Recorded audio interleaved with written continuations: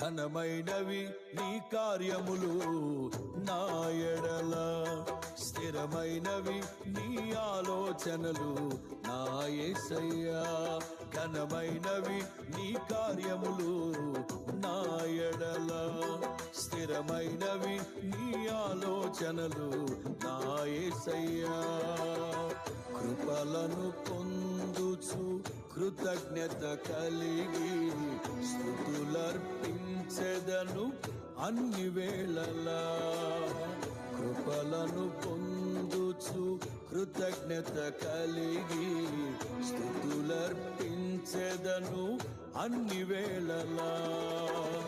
అనుదినము నీ అనుగ్రహమే ఆయుష్కాలము